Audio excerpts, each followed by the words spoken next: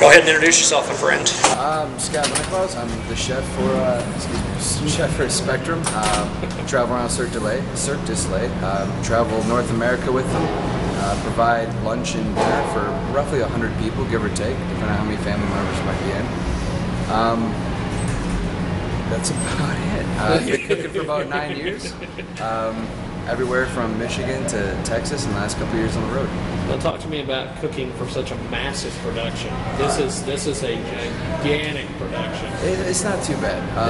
100 people, lunch and dinners, it's not too bad at all. It's especially with the guys I have working with me, it's really fairly simple. We try to keep pushing the limit. There's 20 countries represented on our tour, which it's bittersweet. Everyone wants a little taste of home, so it keeps you challenged. It keeps you making new things, kind of pushing your limits, forces you to learn, which is never a bad thing. But yeah, otherwise we have some terrific guys that work for us. We, every chance we get, we'll make our own pastas. We'll, do things properly as the best we can.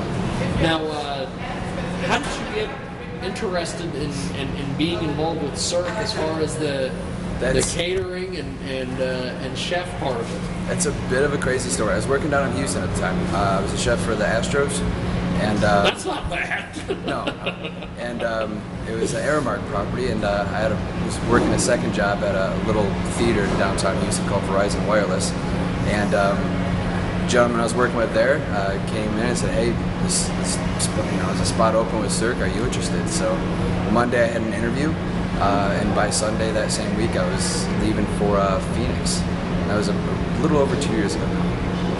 Yeah, it happened pretty quick. It was a pretty radical change.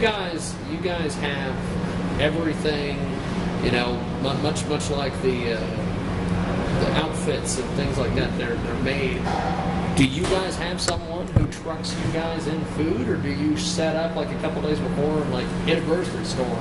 Well, we have a national contract with Cisco, so that takes a lot of the pressure off us, especially when we go to the smaller towns or whatnot. We can't find a local butcher or produce. The Cisco's been awesome. They take pretty good care of us. But with that said, whenever we do pull into a new town, our first intention is always to try to find local produce, local butcher. Kind of reach out into the community a little bit. So support. Working with the locals is amazing. The quality, the bottom line, let's be honest, is always better. But just to be able to bring in local product and say, hey, this was grown or this was raised a few miles outside town. That's the good stuff to me. That's cool. Now, everybody comes in a couple days before. They do all the setup, and staging, and everything. What are you guys doing? Typical in the catering department. Yeah, sure. Typical routine for us. Monday will be dark. Tuesday we'll be coming in, and when they do their setup, we'll be doing ours. We'll set up the kitchen. We'll set up the dining room. We'll typically have at least breakfast, a continental style breakfast, ready for all the technicians that come in and ready for them before they start their shifts. We'll be in a little bit earlier. That day, again, lunch and dinner. Take care of the locals that come in and help set up, and then that one day, Wednesday, we'll start the shows. Now, what are some of the you've got a really good setup here at Interest. Yeah. But have you been to any places that CIRQUE goes where it's just like, oh my God, we're expected to cook in here? Sometimes you have to grin and bear it a little bit. Some empty storage closets and stuff like that kind of become a makeshift kitchen for a little, week or so. But worst comes to worst, we'll set up a tent outside and just take care of ourselves. We're pretty self-sufficient. We take pretty good care of ourselves as far as our equipment and how we set up, how we go about our operation. Yeah. Now, due to the fact that this is a traveling show, do you have to go through health inspectors and getting permits and all sorts of things like that? How does that work? Because you guys are on the road. A lot of the paperwork and stuff like that, I won't deal with too much.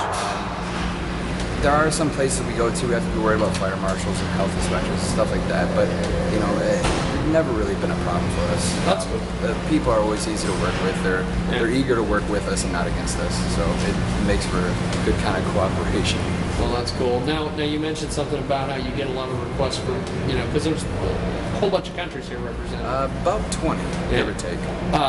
Do you guys have do you take requests, or do you guys absolutely. have a menu and it's just that's what the performers are Well, getting? it's first and foremost, whenever we do write a menu or submit it, it has to go through Montreal. They have nutritionists, so it's not like I can fry everything and put it out there. Not that I would, but yeah, realistically, it makes my job a lot easier to walk through the dining room, ask people how their dinner was, ask them what they want for the next week, and that's that's when you start getting the requests of foods for back home and stuff like that. But like I said, it's a challenge. Realistically, it's a perk. It makes it fun. Oh, that's cool. Keeps you on your toes a little bit.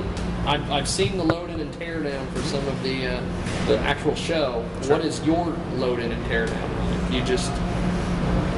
Because you're mentioning that you had a deal with different food companies. Yeah. They just basically send you the food and you truck it in, or Yep. Every single city we go to will be assigned a different Cisco rep, and so that becomes a bit of a challenge sometime when you don't have the familiarity factor of it all.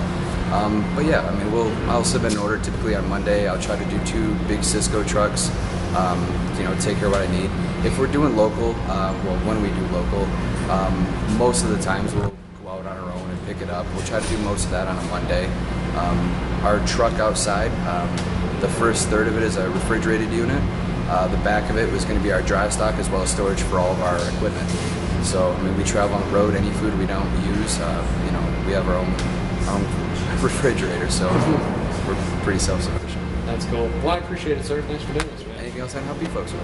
No, I appreciate you giving us an inside scoop to this whole thing. You guys are always more than welcome to. Please step back. Photos, comments, questions, concerns, anything you just want to know. It's an open book policy. Thank you much, man.